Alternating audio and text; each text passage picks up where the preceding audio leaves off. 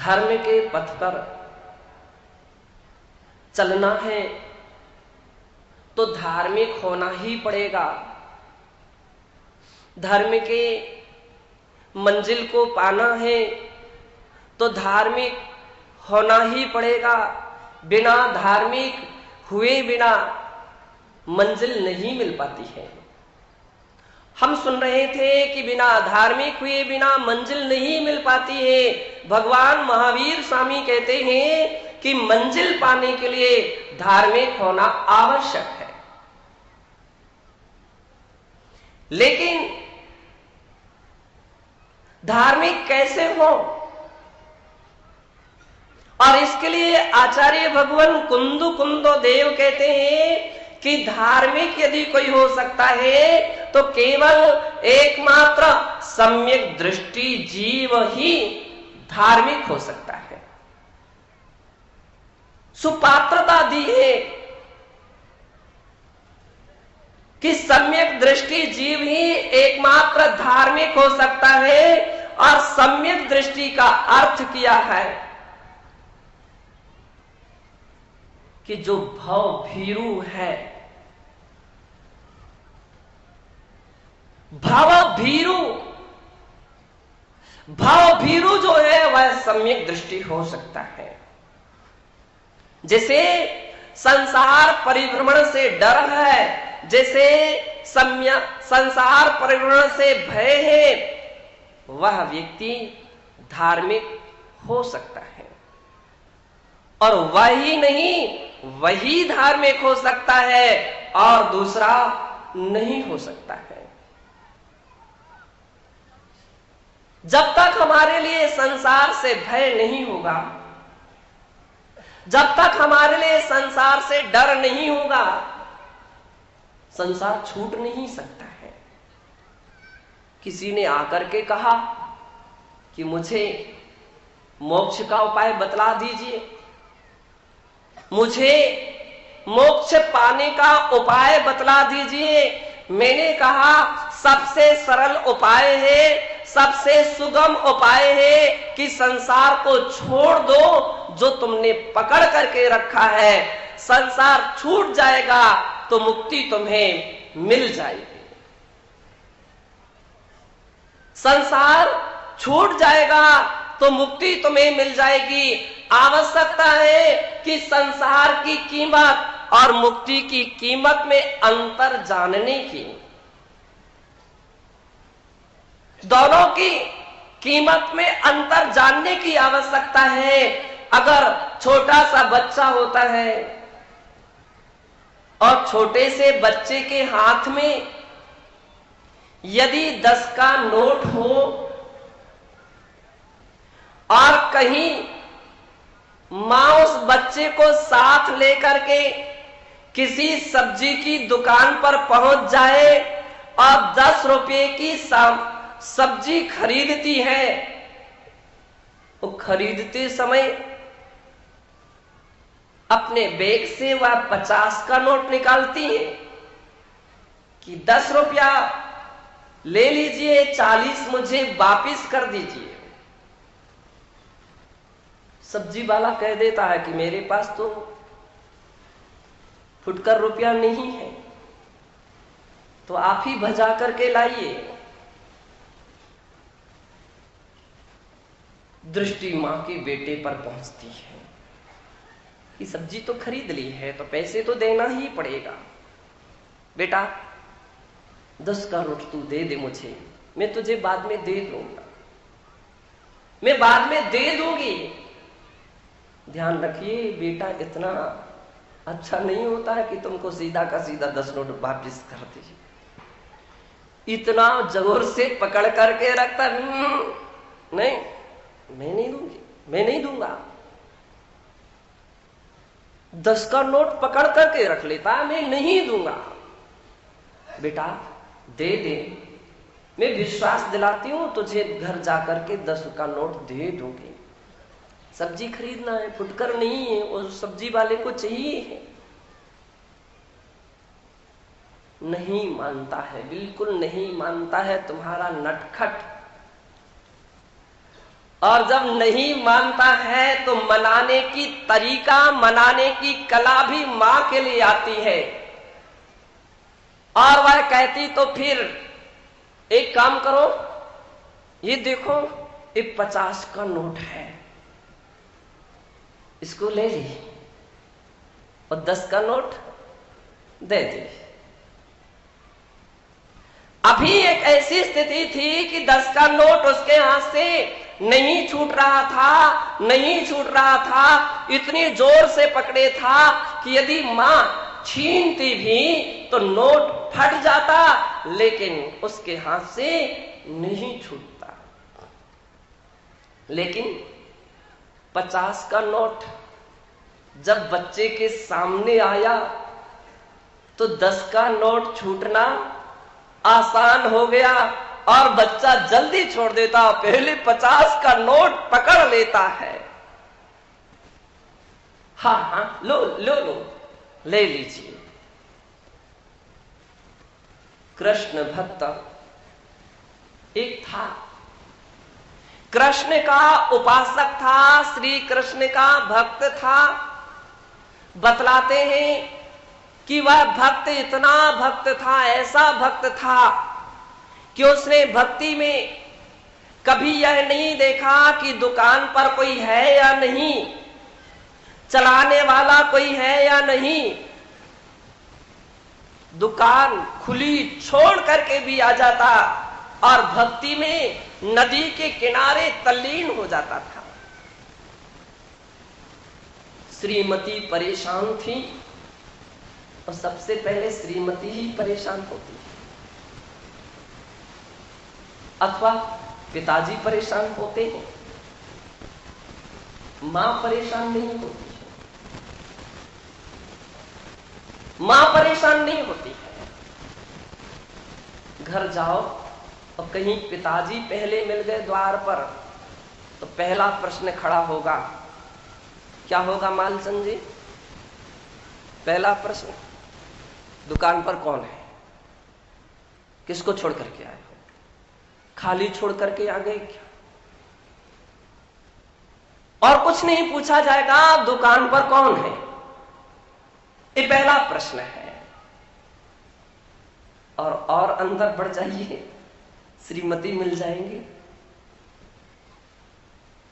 पिता ने पूछा था कि दुकान पर कौन है, किसे छोड़ करके आए हो?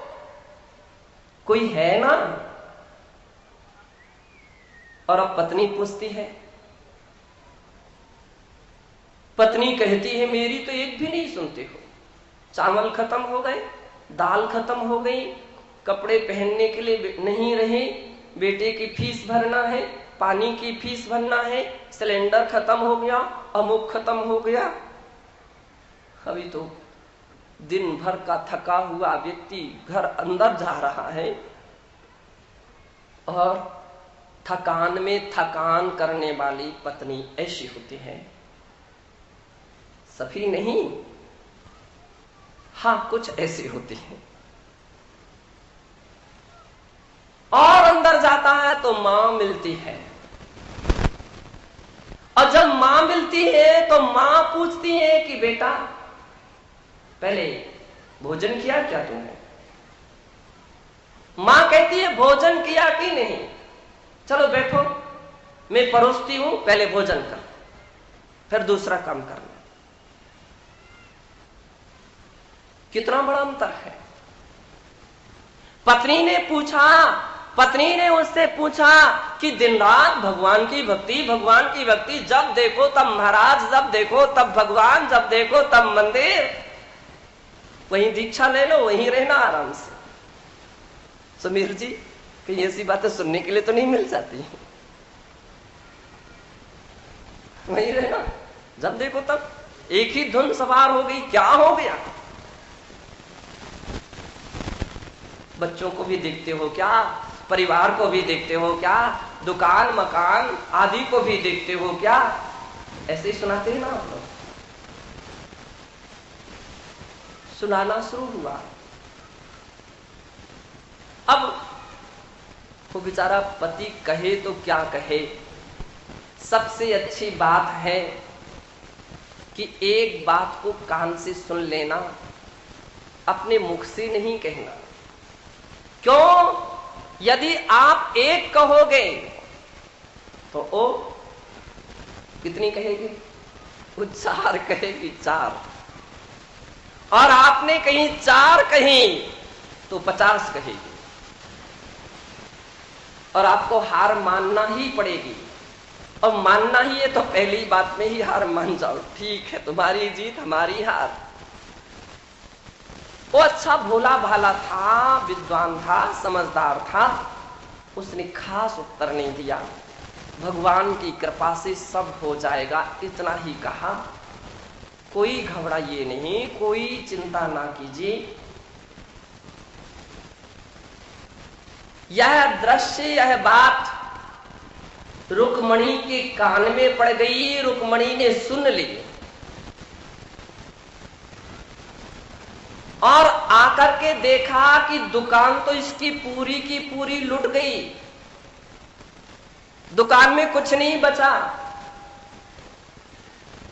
अब वो श्री कृष्ण से कहती है कि थोड़ा ध्यान रखो अपने भक्तों का, और ध्यान नहीं रखा तो तुम्हारा कोई ध्यान नहीं रखेगा, नाम भी नहीं लेगा।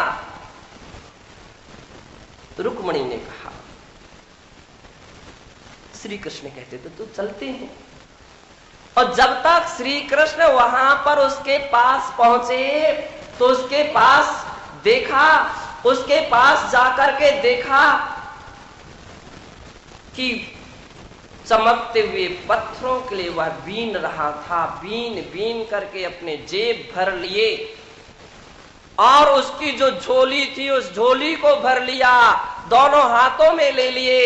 अब तो इतने एकत्रित कर लिए कि एक भी चमकती हुई वे बटैया, वे पत्थर एक भी अधिक लेने के लिए उसको गुंजाइश नहीं थी। और ऊपर से विमान में बैठे हुए श्री कृष्ण और रुक्मणी ये दृश्य देख रहे थे। रुक्मणी फिर याद दिलाती, देखो पत्थर भरे हुए हैं तुम्हारा भक्त, कम से कम इसी को रत्न कर दो, कुछ तो करो। श्री कृष्ण ने उसके सन्मुख रत्नों की वर्षा कर दी। नकली नहीं, प्लास्टिक के नहीं, कांच के नहीं, पत्थर, आम सामान्य पत्थर नहीं, वास्तविक असली नंबर 1 के रत्नों की वर्षा कर दी। और जब वर्षा की, उससे कहा, रुक्मणी बोल उठी, उठाओ उठाओ जल्दी इनको उठा लो। उसने कहा, मैं उठाऊं कैसे, उठाऊं कैसे? गुंजाइश हो तभी तो उठाऊंगा, गुंजाइश ही नहीं है तो क्या उठाऊं? रुक्मणी कहती है, अरे पागल, तू हाथ के सब पत्थर हैं, इन पत्थरों को फेंक, और सामने तेरे पास रत्न भर पड़े हुए हैं, रत्नों को बीन ले। वो कहता है, ऐसा तो नहीं कर सकता, इतने अच्छे पत्थर इतनी दूर से ला रहा हूं और उनको कैसे फेंकूं? आप ऐसा ही कह बैठते हैं कई बार। ऐसी ही अवधारणा बन जाती है व्यक्ति की कि दुकान कैसे छोड़ो, दुकान कैसे छोड़ो, धर्म से क्या मिलेगा?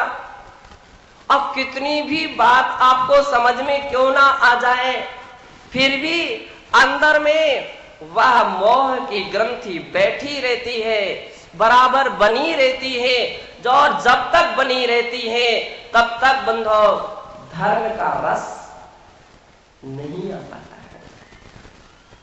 संसार का रस आ रहा है तो धर्म का रस नहीं आ सकेगा। आप जिस दिन धर्म का रस आ जाएगा फिर संसार नीरस हो जाएगा, संसार नीरस हो जाएगा। फिर तो धर्म का ही स्वाद आता रहेगा। सम्यक दृष्टि, केवल सम्यक दृष्टि जीव, इसलिए भय भीरु, भव भीरु होता है, डरा भरा रहता है, घबराया हुआ रहता है कि अब मुझे संसार में नहीं रुकना है। महावीर भगवान के लिए वैराग हुआ और मां त्रसला समझाती समझाती रही कि बेटा मान जा, बेटा मान जा, बेटा मान जा मेरी बात, अभी तू छोटा है और बड़ा हो जा, अभी तो मुझे तो देख, हम लोगों की तो नैया पार करा दे, फिर कहीं तू दीक्षा लेना। लेकिन वर्धमान नहीं माने और अब तो उन्हें एक एक क्षण भी वर्षों की तरह नजर आने लगा। मां तू जितनी देर करेगी, जितने समय तक मुझे थामे है, उतनी वेदना मुझे बढ़ती बढ़ती चली जा रही है। अब मुझे छोड़ दे, मुझे जाने दे। असीम आनंद की तलाश में, अनंत सुख और शांति की तलाश में, मोक्ष के पथ पर मुझे जाने दे, जाने दे। सम्यक दृष्टि को संसार में एक क्षण भी इतना भारी लगता है और आप आनंद की नींद सोते हैं, आप आराम की नींद सोते हैं। कैसे सम्यक दृष्टि हो? सम्यक दृष्टि कैसे हो? सम्यक दृष्टि के लिए तो बेचैनी होती है, आकुलता होती है। उसी तरह जैसे कोई कैद खाने में बेड़ियों से बंधा हुआ कोई कैदी पड़ा रहता है, जेल खाने में जैसे कोई कैदी पड़ा रहता है, एक एक पल गिन गिन करके निकालता है, एक एक क्षण गिन गिन करके निकालता है। सोचिए, क्या आपके ऐसे क्षण निकल रहे हैं क्या? कितनी जल्दी अपन कह देते हैं सम्यक दृष्टि हो, कितनी जल्दी कह देते हैं सम्यक दृष्टि हो। कैसे सम्यक दृष्टि हो? बिना भय। आपको संसार से भय उत्पन्न ही नहीं हुआ है, आपको ये लग ही नहीं रहा है कि हम जो कुछ कर रहे हैं कहीं इससे संसार और तो नहीं बढ़ जाएगा। जब तक कैदी के लिए यह भय ना हो कि सजा कहीं और ना बढ़ जाए, तब तक उसके अंदर में सावधानी नहीं आती है, तब तक वह संभल नहीं पाता है। बंधो, जब एक मुनि महाराज रास्ते पर चलते हैं, एक संत रास्ते पर चलते हैं, तो सारा भय भीरूपना, भव भीरूपना कैसा होता हो झलकने लगता है। एक पिच्छी से केवल एक चींटी के लिए दूर करते हैं तो लगता है कि बात कुछ अलग ही है। एक चींटी के लिए, एक प्राणी के लिए, एक जीव की रक्षा के लिए, उसको बचाने के लिए वह धीरे से पिच्छी से मार्जन करके अलग करते हैं। किसी ने कहा, क्या बिगड़ता है, एक चींटी खत्म हो जाएगी तो उसकी संख्या थोड़ी समाप्त हो जाएगी, उसकी प्रजाति थोड़ी समाप्त हो जाएगी। क्यों इतने परेशान होते हो? लेकिन संत कहते परेशान नहीं हो, आसानता में आ गया हूं, आसानी हो गई है अब मेरे लिए। सारी परेशानियां आप एक एक प्राणी की रक्षा करने के लिए वे कमर कस लेते हैं, चाहे बड़ा हो चाहे छोटा हो। जीव की हिंसा, कर्मों को बांधने में कारण है, मौन धारण कर लेते हैं, अथवा बोलते हैं तो अल्प अल्प बोलते हैं, क्योंकि मुनि है ना, मुनि है। और मुनि का अर्थ क्या है? जो मौन धारण करे वो मुनि है।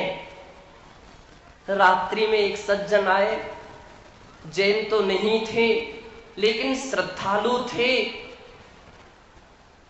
वे कुछ भी बोलते गए और हम हूं करते गए।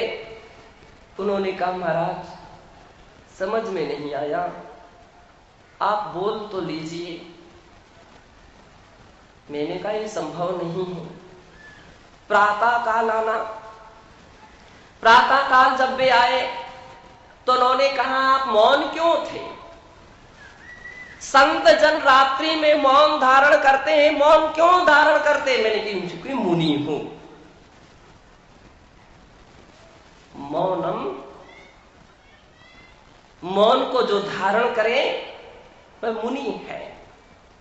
वचन गुप्ती का पालन आराम से हो जाता है और बोलते हैं तो फिर जग सुहिते करे सब आहिते हर, श्रुति सुख दे सब संशय हरे, भ्रम रोग हर जिनके वचन मुख, चंद्र ते अमृत झरे।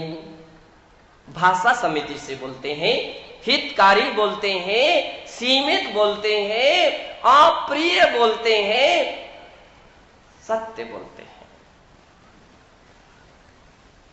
क्यों? भव भीरु है, भव भीरु है। किसी का सोना चांदी भी क्यों ना पड़ा हो, उन्हें क्या मतलब है? उससे अचौर्य वृत्त के धारी हैं। किसी भी दृष्टि से वे किसी के ऊपर विकृत दृष्टि से नहीं देखते हैं, दृष्टि से नहीं देखते हैं और अपने मन को भी विकृत नहीं करते हैं। ब्रह्मचर्य व्रत के धारी हैं और उन्हें क्या चाहिए? कुछ भी तो नहीं चाहिए। ऐसा एक पथ है कि जहां पर भगवान कहते हैं कि अब तुम्हें कल के खाने की भी चिंता नहीं करना है, खाने के पात्र की भी चिंता नहीं करना, उसको भी नहीं रखना है, पहनने के लिए कपड़े और रहने के लिए मकान, कुटी और आश्रम भी नहीं रखना है। जब इतनी ऊंची बात महावीर भगवान कहते हैं तब कहीं तुम्हारे लिए मोक्ष का द्वार खुला मिलेगा। तब त्याग की इतनी उत्कृष्ट साधना विश्व में किसी जगह नहीं मिलती है। हर दर्शन ने जैन दर्शन के त्याग के लिए इसलिए सर्वोपरि त्याग कहा कि जहां एक धागा भी नहीं रखते हैं। ऐसे संत भाव भीरु होते हैं। सामग्री चलते हैं तो देख देख करके चलते हैं। किसे? तुम्हें नहीं। नीचे जमीन पर जीवों को देख देख करके चलते हैं। भाषा समिति से बोलते हैं, आहार भी करते हैं तो अपनी 40 दोषों को टाल करके निर्दोष और शुद्ध आहार करते हैं। दिन में एक बार एक स्थान पर स्थिर होकर के कर पात्र में लेते हैं। कोई भी सामग्री उठाते हैं रखते हैं तो मार्जन करके उठाते हैं रखते हैं, पीछे से झाड़ू नहीं है। ये पीछे कहीं झाड़ू नहीं है कि यहां बालू हो गई है, हवा चली और बालू उड़ उड़ करके रेगिस्तान की बालू, राजस्थान की बालू यहां परिसर में तो बराबर दिखती है। अच्छी बात है कि यहां मार्बल फिट नहीं कराया है मालचंद जी ने, ताकि लोग समझते रहें कि ये रेगिस्तान है। पीछे से बालू दूर नहीं, अपितु जीवों की रक्षा करके उनको धीरे से अलग करते हैं। लखी के गहे लखी के धरे, कोई भी सामग्री होती उठाते हैं रखते हैं, देख देख करके रखते हैं। और इसके पहले क्या था? फेंक फेंक करके वस्तुएं देते थे। इसके पहले फेंक फेंक करके देते थे, खड़े खड़े पटक देते थे। कब? जब दीक्षा नहीं ली थी। और अब एक एक वस्तु देखभाल करके रखते हैं, उठाते हैं। यहां तक कि नहीं, इससे बड़ा और क्या उत्कृष्ट उदाहरण हो सकता है कि मलमूत्र का भी प्रक्षेपण निर्जंतु थान विलोक तन मलमूत्र श्लेषम परिहरे, निर्जंतु के स्थान पर वे मलमूत्र का क्षेपण करते हैं। इससे बढ़कर के और क्या ऊंची बात हो सकती है। लेकिन बाहर से करना एक अलग बात है और अंतर आत्मा से करना एक अलग बात है। पूज्य आचार्य भगवान तो अंतर आत्मा की बात कहना चाहते हैं कि वही कर सकता है अंतर आत्मा से जो भाव भीरू है। उसने समझा है कि असावधानी से कर्म का आश्रय बंद होता है। भगवान के समो शरण में, भगवान के समो शरण में गौतम गणधर पहुंच गए और उन्होंने भगवान से प्रार्थना की, सविनय प्रार्थना की, विनम्र भाव से प्रार्थना की। हे भगवान, नमोस्तु नमोस्तु नमोस्तु। नमस्कार किया और एक प्रश्न किया। कथम चिट्ठे कथम चरे कथम चिट्ठे कथमासे कथम सये कथम भासिज भुंजिज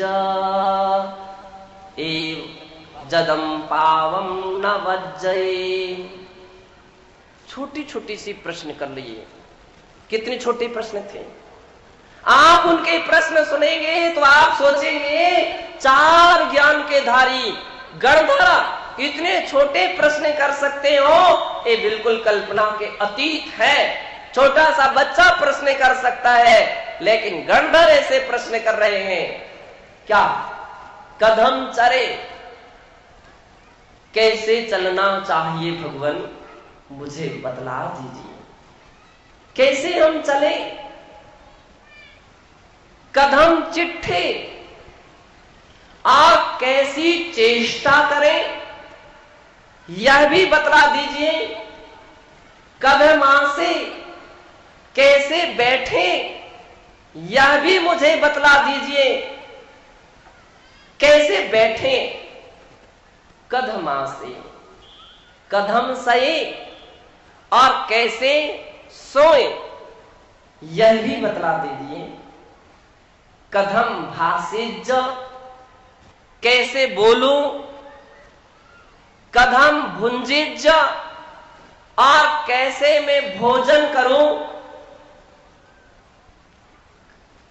कदमासे कदम भासे ज भुंजे ज कदमासे कदम सहे।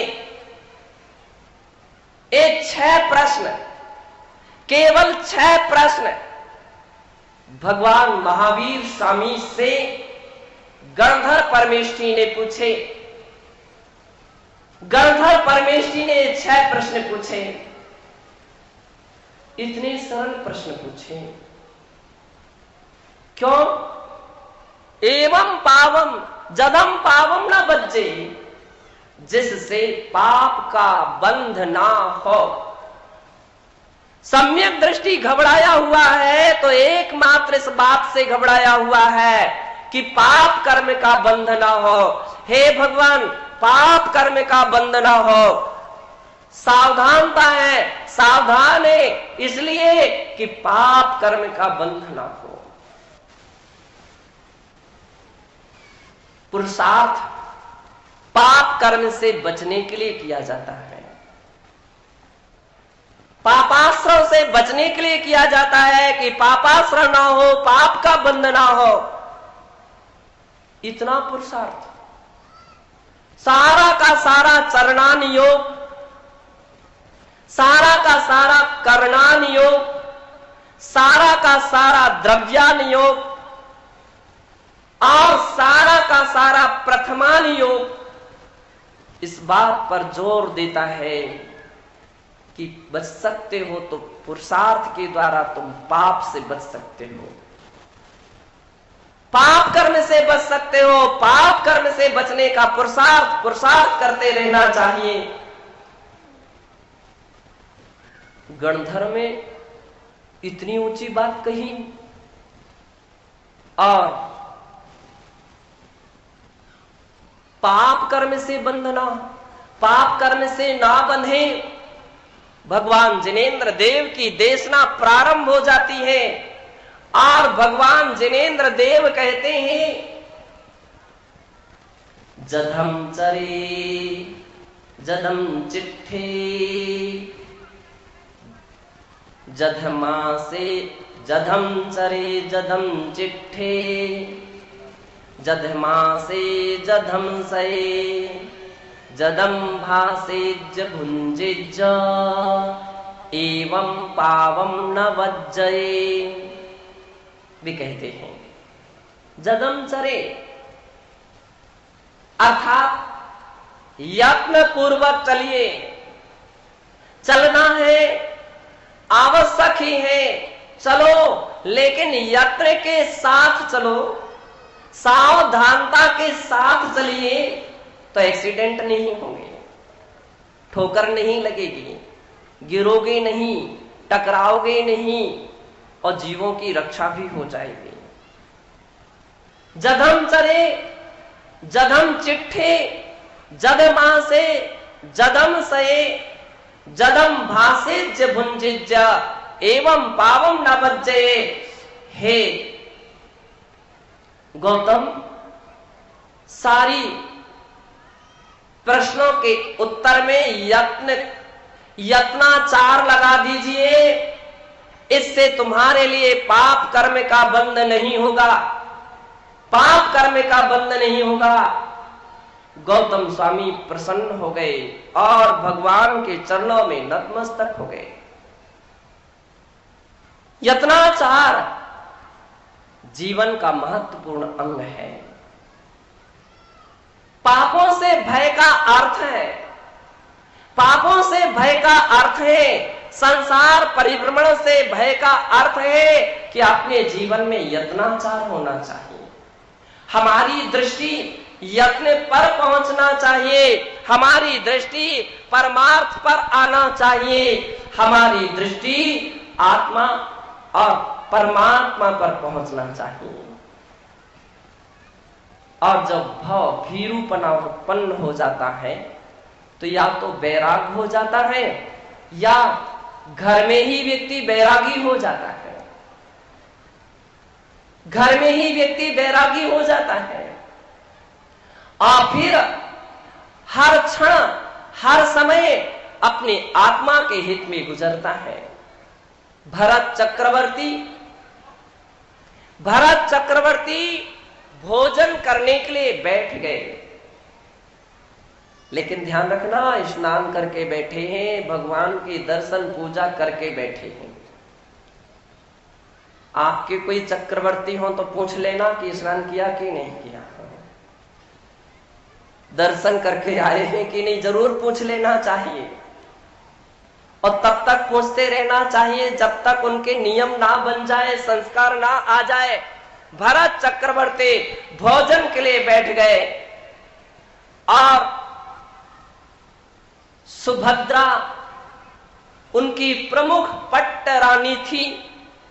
96,000 रानियों में सुभद्रा प्रमुख पट्ट रानी थी। और वह भोजनशाला तो एक ऐसी शाला बन गई कि सारी रानियां जो हैं अपने अपने स्थान से निहारने लगी, यथा योग्य सहयोग करने लगी सुभद्रा के लिए। स्वर्ण की थाली लाई गई और बड़े सम्मान के साथ भरत चक्रवर्ती के सन्मुख रखी गई और एक एक प्रकार के आइटम, सामग्रियां, 56 प्रकार के भोग अथवा 3 प्रकार के लड्डू चक्रवर्ती की थाली में परोस दिए गए। भरतेश वैभव में उल्लेख मिलता कि सुभद्रा ने गरम गरम खीर भी परोस दी और इसके उपरांत उसके लिए ठंडी करने लगे। इन सब इतने काल में भरतेश आसन लगा करके आंख बंद करके ध्यान मग्न हो गए। अभी तक सुभद्रा खीर को ठंडी कर रही थी और भरत सुभद्रा को देख रहे थे कि सुभद्रा कब प्रार्थना करे कि भोजन करो और मैं भोजन करो। और अब समय चेंज हो गया। अब भरतेश ध्यान मग्न है और सुभद्रा हाथ जोड़ करके बैठी है, इस इंतजारी में कि कब इनकी आंख खुले, कब इनका ध्यान विसर्जन हो और भोजन प्रारंभ करें। कुछ क्षण के बाद सुभद्रा देखती है, लेकिन वो सुभद्रा थी, पट्टरानी थी, हर गुणों से संपन्न थी। भोजन के समय पत्नी को पत्नी नहीं रहना चाहिए, पत्नी को पत्नी भोजन के समय नहीं रहना चाहिए, क्योंकि पत्नी हमेशा पत्नी नहीं रहती है। सुभाषितकार ने लिखा कि पत्नी के अलग अलग समय में अलग अलग रूप होते हैं। कार्येषु मंत्री वचनेषु दासी भोज्येषु माता शयनेषु रंभा। कवि लिखते हैं कि पत्नी हमेशा पत्नी ना रहे, कोई काम आ जाए तो कार्य करने में पति के लिए मदद करे। कार्येषु मंत्री की तरह मदद करे, उदास ना बैठ जाए, हमें क्या लेना देना, तुम जानो तुम्हारा काम नहीं। वह मंत्री का काम करे, सही है या गलत है, यदि आपको समझ में आ रहा है तो पति को सलाह जरूर दे दीजिए, एक बार सलाह जरूर दीजिए कि स्वामी एक काम अच्छा है, एक ठीक नहीं है। कार्येषु मंत्री वचनेषु दासी। एक और वो मंत्री का काम करती है, नहीं पत्नी मंत्री है, तो दूसरी ओर कहते हैं कि वो दासी भी है। कब? वचनेषु दासी। बात करने का अवसर मिले तो दासी की तरह बात करे तो कभी झगड़ा नहीं होगा।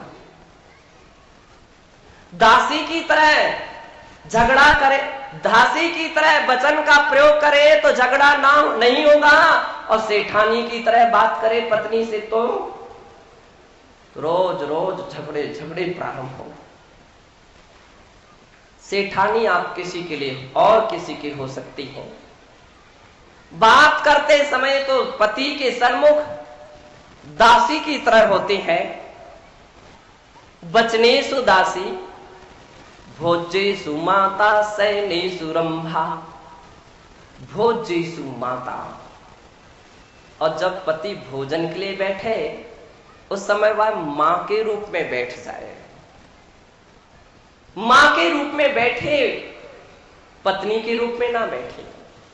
सोचो, इतनी मेहनत करके, दुकान चला करके, सर्विस करके, और आपके पति देव आ रहे हैं और एक बार भोजन करने के लिए बैठ रहे हैं, कम से कम शांति से तो उतने क्षण भोजन करा देना चाहिए।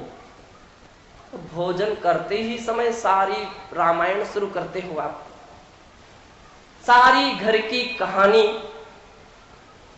दिन भर की नहीं 24 घंटे की कहानियां भोजन के ही समय सुनाई जाती हैं।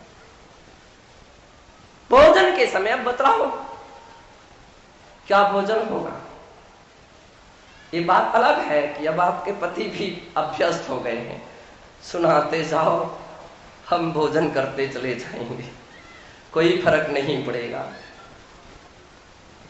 लेकिन सुभद्रा जो थी वो समझदार नारी थी, विवेकशीला नारी थी, और वह शांति से बैठी थी,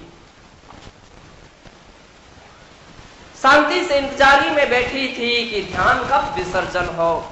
और देखती है कि भरत जी का ध्यान विसर्जन हो गया था। अभी तक बड़ी चिंता थी कि अभी तो खीर गर्म थी, अब ज्यादा ठंडी ना हो जाए, ज्यादा ठंडी ना हो जाए। और योग समय पर उनका ध्यान विसर्जन हुआ। भरत ने सुभद्रा को देखा, मुस्कुरा गए, और सुभद्रा भी भरत को देख करके मुस्कुरा गई। और भरत ने थाली पर खीर की ओर हाथ बढ़ाया तो सुभद्रा ने हाथ को पकड़ लिया। है ये तो बतलाओ, इतना विलंब क्यों कर दिया आपने? ऐसा कौन सा ध्यान चल रहा था, कौन सा चिंतन चल रहा था, किस विचार में आप डूबे हुए थे, किस विचार में? यदि आपके भरत, आपके चक्रवर्ती यदि ध्यान में डूबे तो आप जरूर उनके लिए इंतजारी कर लेना और बाद में पूछ लेना कौन से ध्यान में डूबे हैं। कितनी सुंदर उत्तर देते हैं भरत चक्रवर्ती। भरत चक्रवर्ती उत्तर देते हैं कि सुभद्रे, ए पौद्गलिक भोजन, ए पौद्गलिक भोजन केवल शरीर की भूख मिटा सकता है, आत्मा की भूख नहीं मिटा सकता। इसलिए मैं अपनी आत्मा के लिए पहले भोजन करा रहा था, मैं आत्मा के लिए भोजन करा रहा था और उसी में संलग्न था। बंधो, इस सम्यक दृष्टि की दृष्टि है। घर में रहता है फिर भी घर से बैरागी रहता है, आसक्त नहीं होता है, कर्तव्य करता है, सारे कर्तव्य की पूर्ति करता है, लेकिन फिर भी अनासक्ति भाव से रहता है। इसी के लिए आचार्य भगवान कहते हैं भरत चक्रवर्ती के लिए अंतर्मूर्त में केवल ज्ञान हो गया। किसी ने कहा एक भी तो उपवास नहीं कर पाए, ऐसा लंबा चौड़ा कोई ध्यान भी नहीं कर पाए। मैंने कहा उन्होंने सारा ध्यान गृहस्थिक जीवन में इतना पका लिया था आपके अपने आप के लिए कि वे एक क्षण में ही उन्हें केवल ज्ञान हो गया और निर्वाण की प्राप्ति हो गई। भेद विज्ञानता सिद्धा एकिल केचने तसैव भाव तो बद्धा बद्धा एकिल केचने। भेद विज्ञान मात्र से आज तक जितने सिद्ध हुए हैं इसी भेद विज्ञान से हुए हैं कि जो कुछ भी दिख रहा है वह मेरा नहीं है। ये तो हमारा मोह बोलता है कि ये मेरा है, ये मेरे हैं। केवल मोह बोलता है कि ये मेरे हैं, ये मेरा है, मैं उसका हूं। ये केवल मोह बोलता है, मोह बोलता है। सम्यक दृष्टि तो कहता है न मेरा न तेरा, झूठा झमेला।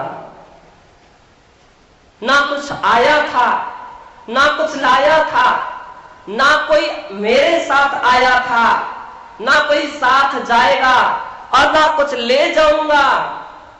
फिर दिन रात इतनी हापाधापी क्यों, इतनी दौड़ धूप क्यों?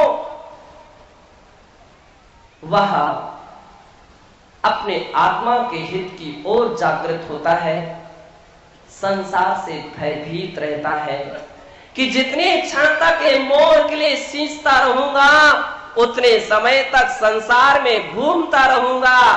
इसलिए हर कदम उसके सावधानी के होते हैं, हर श्वास उसकी सावधानी की होती है। बंधो, आज इतना ही हमको जानना है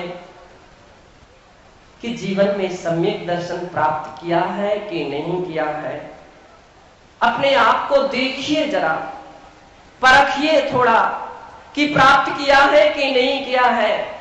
यदि भाव से भय हुआ है तो समझ लीजिए सम्यक दृष्टि है, और यदि भय नहीं हुआ तो अभी सम्यक दर्शन प्राप्त नहीं हुआ। प्राप्त कीजिए, प्रयास कीजिए, पुरुषार्थ कीजिए, अभ्यास कीजिए।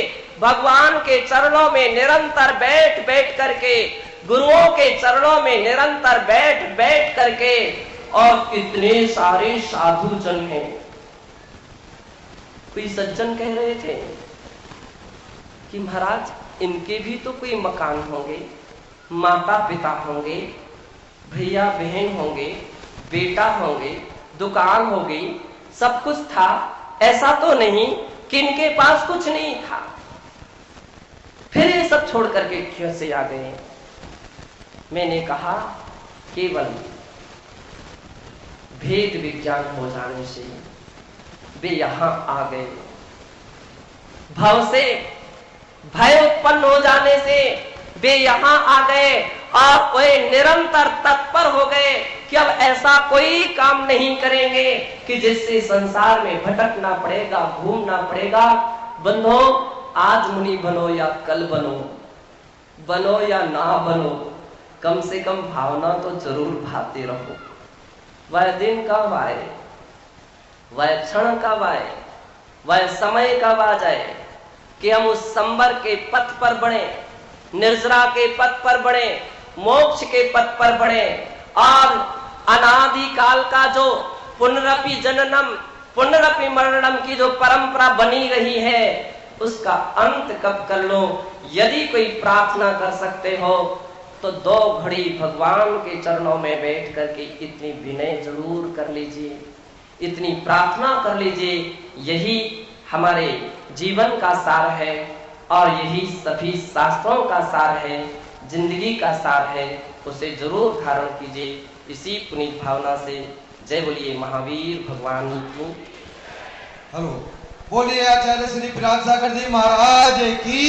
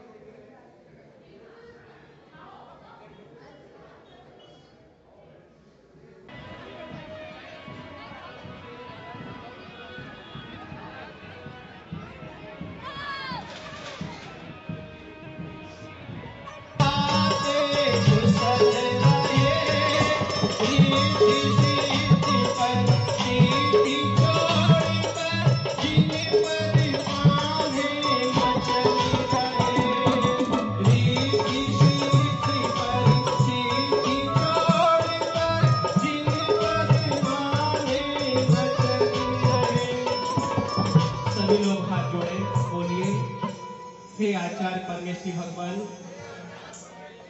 आप मूल संघ कुंद कुंदाचार्य परंपरा में आचार्य श्री आदि सागर जी अंकलीकर आचार्य श्री महावीर कीर्ति जी वात्सल दिवाकर आचार्य श्री विमल सागर जी परंपरा के उन्नत आचार्य नायक हे गच्छाचार्य हम परम पूज्य मुनिश्री 108 बिहार सागर जी महाराज की पावन प्रेरणा से इस नगर में द्वय मानुस्तंभ जिनबिंब पंच कल्याण प्रतिष्ठा महोत्सव आपकी संत सन्निधि में आपके मंगल आशीर्वाद तले करना चाह रहे हैं हे करुणा के सागर हे वात्सल्य मूर्ति गणाचार्य गुरुवर आप संग सहित यज्ञ मंडप में विराजमान होकर हमें मंगलमय आशीर्वाद देकर के कृतार्थ करें।